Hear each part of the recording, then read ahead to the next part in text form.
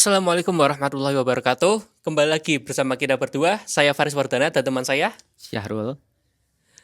Nah, kamu kan mahasiswa kedokteran di universitas 11 Maret. yang sedang koas. Nah, kita penasaran bagaimana cara masuk ke sana, apa aja yang dipelajari di sana, dan mungkin kehidupan di kampus sebagai mahasiswa kedokteran. Pertanyaan pertama, apa jalur penerimaan yang persentasenya paling besar? Oke, jalur penerimaan paling besar ya. Jadi secara umum di universitas negeri ya. Nanti kan kalau masuk FK itu ada dua univ ya, bisa univ negeri atau PTN atau swasta gitu. Nah, yang negeri kalau di UNS kan negeri. Itu ada 3 jalur utama, yaitu jalur SNBP, SNBT, sama mandiri gitu. Nah, berdasarkan aturan nasional, SNBT itu kuota minimum 40% dari seluruh penerimaan mahasiswa gitu. SNBP itu minimum 20%. Nah, sisanya mandiri, maksimum 50% begitu. Nah, jadi kalau dihitung-hitung eh, jalur penerimaan terbesar itu ada di SNBT dan mandiri begitu ya. Kalau SNBT itu diselenggarakan secara nasional, ujiannya itu bersama, tuh, dan yang menyelenggarakan itu pemerintah, gitu. Kalau yang mandiri itu yang menyelenggarakan universitas masing-masing. Nah, karena yang SNBT itu yang menyelenggarakan pemerintah, maka nanti satu nasional itu soalnya sama gitu ya. Kalau mandiri nanti kan tergantung universitasnya. Nah, tiap universitas bisa beda-beda antara univ yang satu dengan univ yang lain itu tesnya bisa berbeda gitu. Ada beberapa univ yang jalur mandirinya bisa menggunakan nilai UTBK. Ada juga yang harus tes begitu. Nah, itu. Kalau SNBP itu menggunakan nilai rapot ketika kita SMA. Yang diambil adalah nilai rapot semester 1 sampai semester 5 gitu. Nah, yang SNBP ini juga dari pemerintah. Jadi diselenggarakan secara serentak di tingkat nasional begitu. Baik, kemudian di jurusan kedokteran apa aja yang dipelajari di sana? Oke. Di jurusan kedokteran kita belajar banyak ya. Mulai dari di tahun pertama ya, di tahun pertama kita akan belajar tentang sistem tubuh manusia secara normal. Nah, jadi kita akan belajar bagaimana sih tubuh manusia itu normalnya, sebagaimana normalnya itu seperti apa. Jadi kita tidak belajar penyakit. Itu di tahun pertama, semester 1 dan semester 2. Meliputi ada anatomi, ya, anatomi itu terkait peta tubuh gitu ya, peta tubuh. Misalnya paru-paru kanan dan paru-paru kiri itu kan berbeda. Nah, karakteristiknya juga pasti berbeda gitu. Volumenya berbeda, bentuknya berbeda, lobusnya berbeda gitu ya. Kemudian hepar atau hati itu juga berbeda, ada antara lobus kanan, lobus kiri. Nah, itu juga berbeda. Kita akan pelajari. Jadi anatomi itu seperti peta. Itu tentang anatomi. Nah, di anatomi ini nanti kita juga akan belajar dengan ini kadaver ya. Nah, kadaver itu mayat yang diawetkan. Nah, nanti kita akan disajikan ya di meja laboratorium anatomi itu akan ada mayat begitu. Nah, di sana kita akan melihat-lihat nih struktur tubuh itu seperti apa. Kita akan melihat baik bagian luar maupun bagian dalam. Tuh. Itu tentang anatomi. Kemudian kita juga belajar tentang fisiologi. Nah, fisiologi itu ilmu yang mempelajari ini ya, mekanisme bagaimana tubuh itu bekerja. Misalnya bagaimana otak itu berpikir, bagaimana mata bisa melihat, bagaimana otot itu bisa menggerakkan, kemudian bagaimana ginjal menjalankan fungsinya, kemudian bagaimana kita itu bisa bernapas, ya, bagaimana jantung bisa berdetak, bagaimana usus mencerna makanan, ya. Nah, itu kita belajar di namanya fisiologi. Gitu. Kemudian selain fisiologi kita juga belajar biokimia. Nah, biokimia itu belajar tentang komposisi alami tubuh. Misalnya cairan sendi itu komposisinya apa saja, dibentuk oleh siapa saja, disusun oleh sel apa. Kemudian tentang biokimia juga meliputi tentang apa namanya, ya, tentang siklus Krebs, ya. Bagaimana kita mencerna misalnya karbohidrat lalu diolah menjadi apa, menjadi energi. Nah, itu tuh kita belajar di biokimia. Protein, kita makan protein, nanti proteinnya diolah jadi energi itu bagaimana gitu. Dari energi berubah jadi protein itu bagaimana. Itu kita belajar di biokimia. Lalu ya itu di tahun pertama seperti itu. Kemudian di tahun-tahun berikutnya, setelah tahun pertama, di tahun kedua dan tahun ketiga, itu kita akan belajar tentang penyakit. Nah, penyakit kita akan mulai belajar tentang penyakit, membahas tentang penyakit. Nah, nanti itu dikelompok-kelompokkan. Misalnya penyakit jantung, penyakit pernapasan, penyakit pencernaan, penyakit infeksi, kemudian penyakit saraf, penyakit jiwa, penyakit kulit, penyakit tulang dan otot gitu ya. Kemudian penyakit sistem reproduksi, penyakit sistem urinasi, lalu penyakit sistem imun gitu ya. Nah, itu banyak sekali kita akan belajar di situ. Nanti juga banyak ini praktikum-praktikumnya. Kita belajar tentang mikrobiologi, ya, agen-agen penyakit infeksi seperti virus, jamur, bakteri, cacing, ya, parasit. Itu kita belajar di mikrobiologi dan parasitologi. Lalu kita juga belajar tentang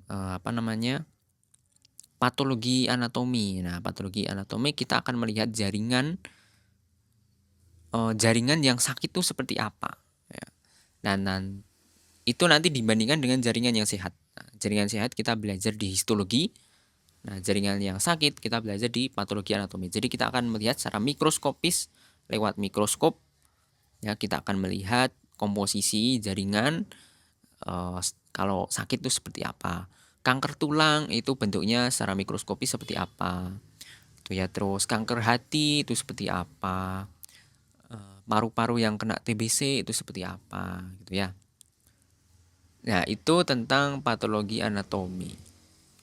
Terus kita juga akan belajar tentang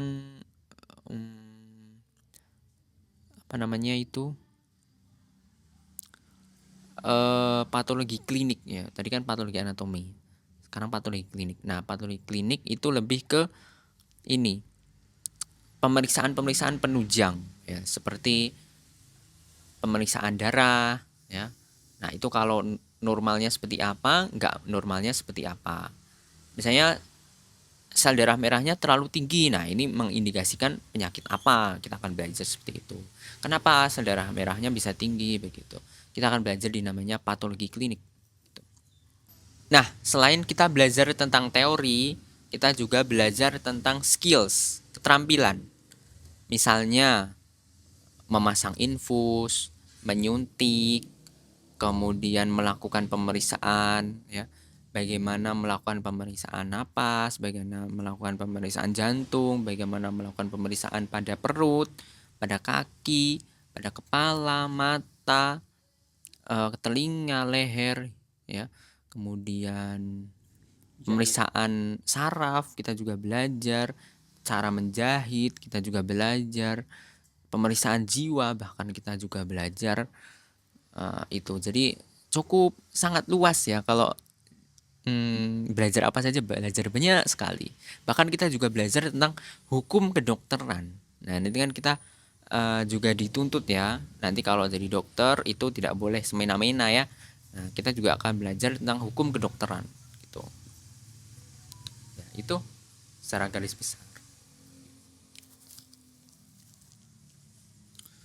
Kemudian berapa tahun durasi studi yang dibutuhkan sehingga menjadi dokter, yakni dari awal belajar di sarjana kedokteran sampai menjadi dokter itu berapa lama? Oke, nah jadi nanti kalian kalau setelah masuk udah keterima itu akan masuk ke tahap namanya sarjana. Ya, tahap sarjana. Ya, sama seperti sarjana-sarjana pada umumnya, ada yang namanya kuliah, ada yang namanya praktikum, ada yang namanya ujian ya. Ada yang namanya skripsi, ada yang namanya KKN. Sama seperti sarjana-sarjana pada umumnya. Berlangsung sekitar 3,5 sampai 4 tahun. Ya.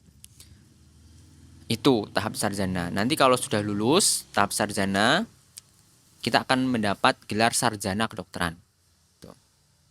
Nah, setelah menempuh tahap sarjana kedokteran, itu nanti lanjut ke yang namanya tahap profesi. Gitu. Tahap pendidikan profesi. Profesi dokter. Ini berlangsung sekitar 2 tahun ya. Jadi bedanya sama yang sarjana kedokteran, kalau sarjana kedokteran itu kita belajar di kampus ya, di kelas gitu. Tapi kalau yang pendidikan profesi itu kita sudah belajar secara langsung, melihat secara langsung di rumah sakit gitu. Jadi kita akan belajar di rumah sakit, sepenuhnya di rumah sakit. Itu selama 2 tahun. Dan itu nanti terbagi nih ke dalam beberapa stase. Kalau di UNS itu ada 18 stase. Ada banyak sekali ya. Saya mungkin tidak akan lengkap menyebutkannya. Ada stase penyakit dalam, stase paru, stase jantung, kemudian stase radiologi, stase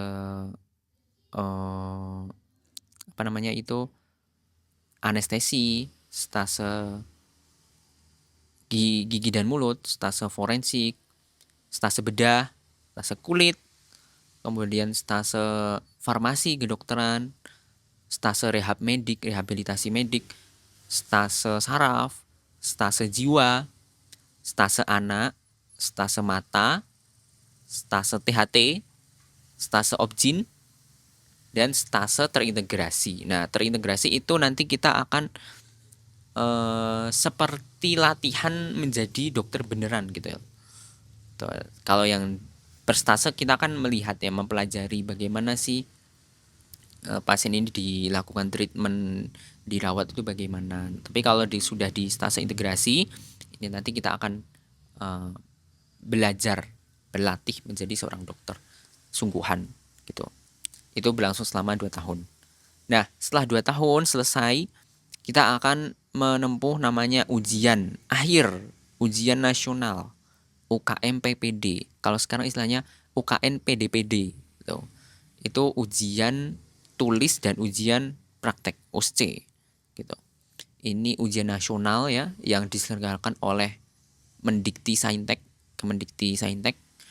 Nah, ini yang akan menentukan apakah kita layak menjadi dokter.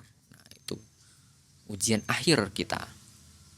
Nah, kalau sudah dinyatakan lulus, baru kita masuk ke tahap ini belum praktek ya. Kalau sudah lulus harus namanya istilahnya internship gitu. Internship itu seperti magang. Nah, magang ini diselenggarakan oleh Kementerian Kesehatan gitu. Nanti penempatannya juga sesuai dengan Kementerian Kesehatan gitu. Itu berlangsung selama 1 tahun, dan kalau sudah 1 tahun kita akan mendapat STR dan bisa berpraktik dimanapun yang kita suka.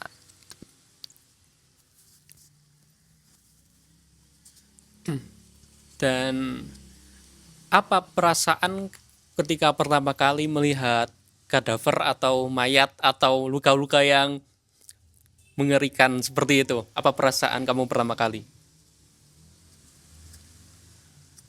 Tadi melihat mayat itu, kalau saya ya pribadi saya sendiri sih biasa aja karena kan itu juga makhluk hidup yang sudah mati gitu, ya udah biasa aja gitu. Ya mungkin ya tampaknya dari wajahnya itu lebih pucat gitu ya, terus lebih dingin gitu aja, nggak ada sih serem-seremnya menurut saya, karena kita nanti belajar ketika melihat mayat itu nggak yang sendiri kok, jadi beramai-ramai gitu loh, bisa 5 orang sampai 7 orang itu melihat secara bersama-sama, dan itu nggak akan mengerikan, nggak akan horor gitu ya. Gitu. Adegan horor juga nggak pernah saya dapatkan di pendidikan saya. Terus tadi, Kalau luka-luka yang ngeri-ngeri oh gitu. luka, ya kalau luka nanti akan sering ya teman-teman dapatkan di IGD ya. Jadi waktu ke tahap profesi itu akan sering mendapatkan luka yang ya di luar ini ya prediksi kita ya. Kan banyak di IGD itu pasien kecelakaan ya, pasien kecelakaan, pasien yang mungkin tertusuk apa gitu ya, pasien jatuh apa gimana. Kalau saya pribadi sih awalnya sih agak ini ya, agak agak ikut-ikutan perih gitu ya. Tapi lama kelamaan juga biasa aja gitu ya. Itu. Nanti juga darahnya kalau sudah dikeringkan nggak akan ini lagi kan.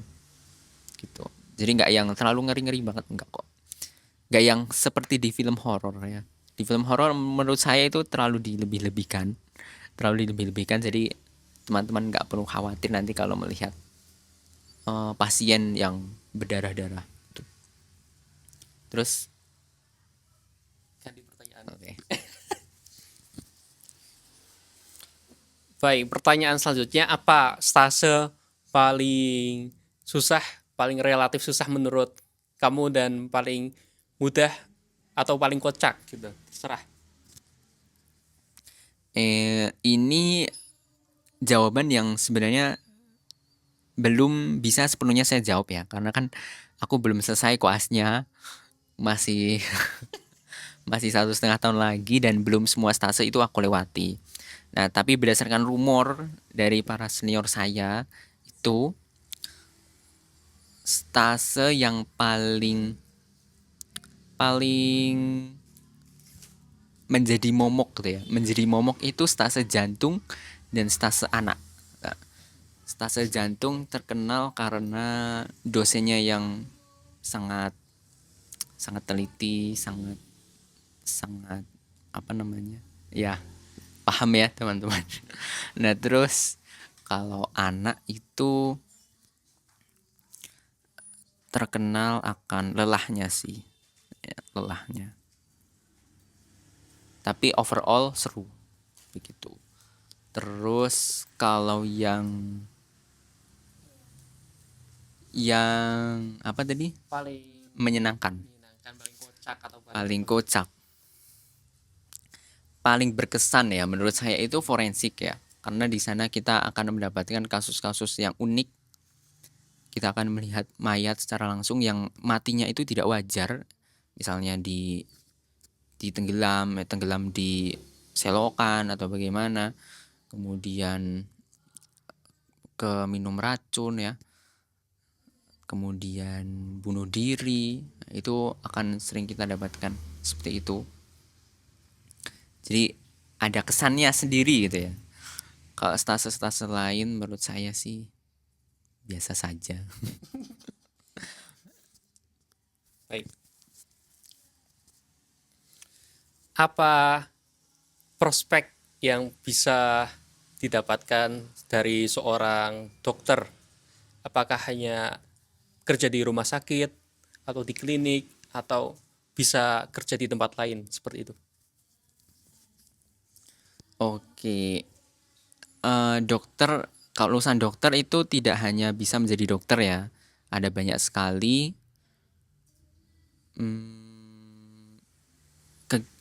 pekerjaan yang bisa kita lakukan.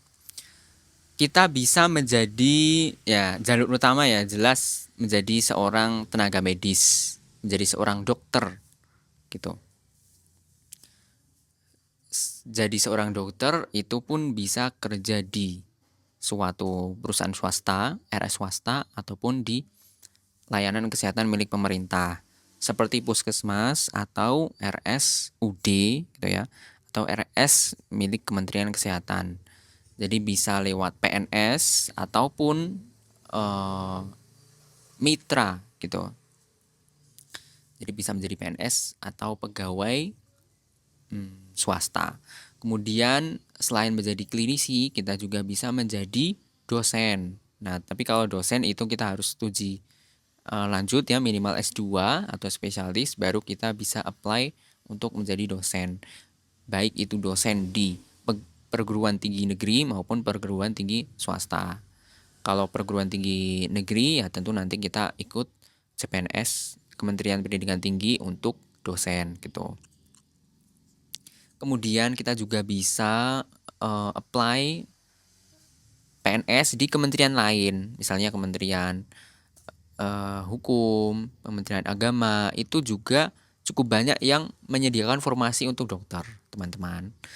Nah, kemudian kita juga bisa menjadi dokter perusahaan, misalnya di Pertamina, di perusahaan pabrik-pabrik tertentu, menjaga karyawan ya, mengawasi gitu ya, mengawasi bagaimana pekerjaan itu aman untuk para pekerja, itu juga bisa. Jadi cukup banyak. Bahkan ada ya, banyak kita lihat itu dokter itu menjadi sudah mulai berkonten gitu ya. Itu kan banyak ya, membuka channel bahkan itu juga banyak gitu. Membuka klinik bahkan itu juga ada. Ya itu sih, banyak yang bisa kita lakukan. Adakah tips supaya seorang mahasiswa kedokteran bisa mendapatkan nilai yang stabil, bahkan bisa mendapatkan juara? Oke. Saya pernah menjuarai salah satu lomba Olimpiade kedokteran ya. Waktu itu di Semarang dan di Jogja, tentang infeksi. Ada beberapa tips dari saya bagaimana cara belajar di kedokteran. Di tahun pertama saya sarankan kalian belajar ya, fokuskan diri untuk mengejar nilai gitu. Karena nanti di tahun-tahun berikutnya itu materinya akan semakin sulit. Nah, jadi nilai akan semakin sulit untuk digapai secara ideal gitu. Jadi kita bisa maksimalkan di tahun pertama karena materinya itu relatif mudah dibandingkan dengan tahun-tahun berikutnya gitu ya. Jadi kita bisa mulai start belajar di semester awal untuk mengejar nilai gitu. Supaya nanti nilainya stabil kan tadi kan. Nah, nggak yang jelek banget ya gitu. Jadi di tahun pertama karena materinya relatif mudah, kita bisa maksimalkan di tahun pertama, kejar nilai di situ. Jadi jangan buru-buru join organisasi gitu, nggak perlu, itu nggak perlu.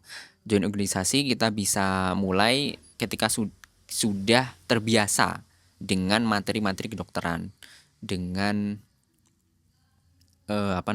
cara belajar kita itu yang cocok seperti apa gitu.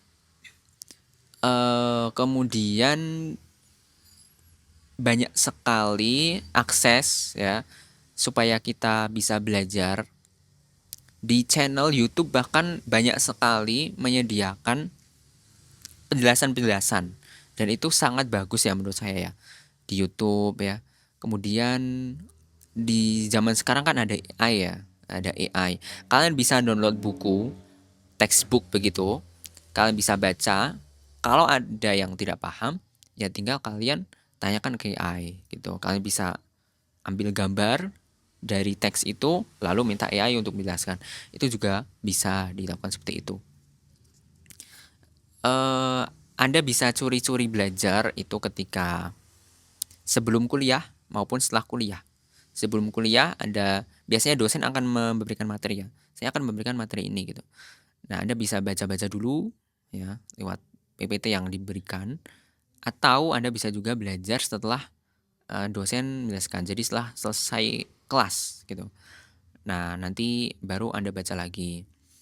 Nah, nanti di kedokteran itu ujiannya ujian blok ya namanya, ujian blok. Itu lewat CBT, lewat komputer. Jadi bukan esai tapi kita akan disuguhkan soal ya, soal di komputer dan jawabannya itu pilihan ganda gitu ya. Nah, jadi kalau salah ya salah, gitu. Benar ya benar. Jadi sangat-sangat objektif begitu. Nah dari situ kalian bisa start untuk menyicil ujian blok tadi. Menurut saya 2 minggu ya, 2 minggu sebelum ujian blok.